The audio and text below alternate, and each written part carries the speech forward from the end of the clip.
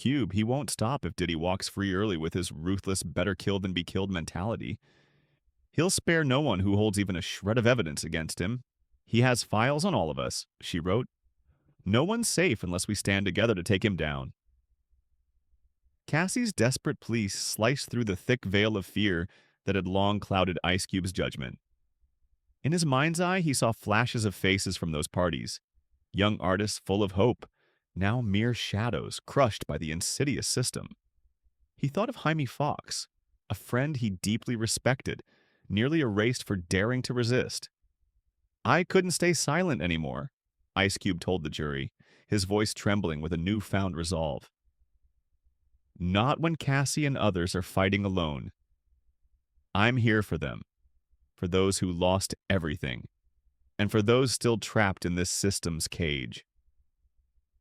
As Ice Cube finished his powerful testimony, a profound silence descended upon the courtroom. Diddy, who had maintained an almost arrogant calm until this dramatic moment, finally showed cracks of unease. He bowed his head, tapping his pen relentlessly on the table in a nervous tick, his gaze deliberately avoiding the damning video from the 2016 party, a stark glimpse of the brutality once hidden behind his cold smile. Diddy's lawyer, Marcus Hale, launched a swift counterattack, attempting to discredit Cube by using his real name with a mocking tone. If you knew all this for so long, Mr. Jackson, why stay silent for 20 years? Why speak up only now? The room held its breath, every eye fixed on Ice Cube, waiting for his response. Ice Cube stared straight ahead, his voice low but unwavering, carrying the weight of years of internal struggle. Because I was afraid. I feared Diddy. I feared the system behind him. I feared the people who could make you vanish with a single phone call. But Cassie showed me that silence isn't safety. It's complicity. I'm here for those whose voices aren't loud enough to face this machine. I'm here for them, the ones crushed, erased, just for daring to dream. His words shook the jury, a raw and honest admission of his past failings and his present resolve. Hale pressed on, accusing Cube of attending those parties himself.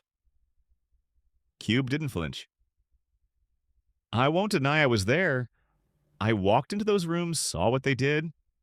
Young girls drugged, artists forced to bow, lives broken. I'm not here to justify my silence. I'm here to fix it. I'm here for Cassie, for Jaime Foxx, for the other victims. Call me a hypocrite if you want, but today I'm speaking the truth, and that truth will bury you.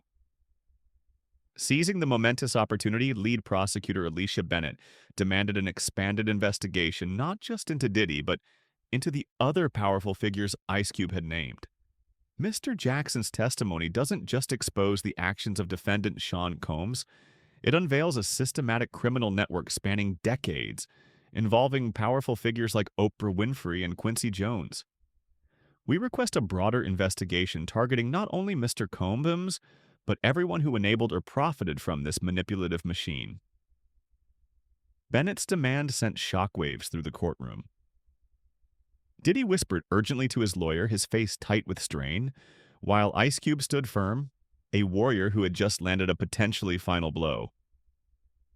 He wasn't just seeking justice for Cassie, Jaime Foxx, and the countless nameless victims. He was declaring war on an entire system. They wanted us to fear them, Cube stated, his voice resonating with newfound power. But today I'm telling them, it's your turn to be afraid. It's time for the truth to speak. Some truths are too brutal to face head-on. Some power systems thrive on fear, threats, and silent deals. But no matter how cleverly they're hidden, the light of truth will eventually break through. And when it does, silence stops being a refuge. It becomes proof of complicity. Ice Cube's walk into that courtroom wasn't just a dramatic moment of justice. It was a profound reminder of the value of courage. Courage to confront your own past, to admit what you once dodged, to stand up for those without a voice. In today's world, we're often taught to stay quiet for safety, to play nice, to keep our place, our jobs, our reputations. But that culture of silence shields evil, numbs compassion, and enables countless souls to be wounded in the shadows. A toxic system can't survive without the silence of the many. Ice Cube was once silent like so many others, but he showed us a vital truth. Silence doesn't erase guilt, it only delays the consequences. And at some point, when you see the wreckage, shattered lives, crushed spirits, dreams ground to dust, you face two choices.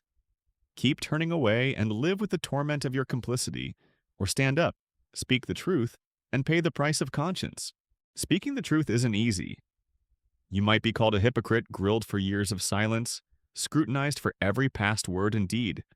But as Ice Cube said, I'm not here to justify, I'm here to fix. That's the truest courage. Not being flawless, but daring to make things right.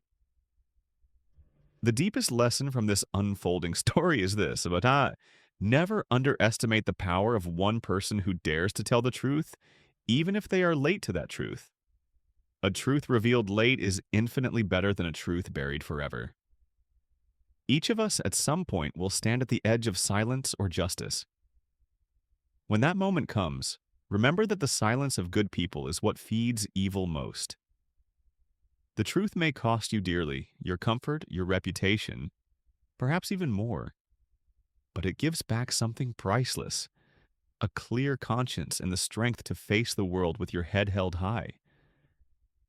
When Ice Cube finally walked out of that tense courtroom, he didn't look back. He didn't need the blinding flash of cameras or the hungry roar of the press to validate his actions. He had done what millions across America, and perhaps the world, were waiting for. Stood up for justice. For Cassie, for Jaime, and for countless nameless victims whose stories remained shrouded in fear. Late as it was, Ice Cube chose the arduous path of courage, shattering the suffocating silence to confront a brutal system that had allegedly thrived in the shadows for far too long. His story, raw and powerful, is a potent spark of hope, a defiant testament to the fact that no power, no matter how vast or seemingly untouchable, can remain so indefinitely. Whether you're a music mogul who once ruled an empire, a legendary producer who held the keys to countless careers, or a power broker who operated from the deepest shadows, the long arm of the law and the even longer arm of truth will eventually come for you. And sometimes all it takes is one voice, like Ice Cube's, ignited by the bravery of others like Cassie, to unleash a storm that changes everything. This isn't just a story about a trial. It's about the fundamental power of standing up, about believing that justice, however delayed and however difficult the journey, will always find its way into the light. It's a stark reminder that even in the darkest corners of power and influence, the human spirit, when finally roused, possesses an indomitable strength that can shatter even the most formidable walls of silence and fear. The echoes of Ice Cube's testimony, raw and unwavering, will undoubtedly reverberate throughout Hollywood and beyond. A chilling warning to those who operate in the shadows, and a beacon of hope for those who have long suffered in silence. A promise that their voices too can one day be heard. The fight for truth and justice, it seems, has just gained a powerful new warrior, his voice amplified by years of observation, and finally unleashed by the courage of those who dared to speak first. The ripple effect of his testimony promised to be far-reaching, potentially emboldening others who had witnessed similar abuses to step forward, further dismantling the alleged system piece by painful piece. The silence, once a seemingly impenetrable shield, was finally irrevocably broken.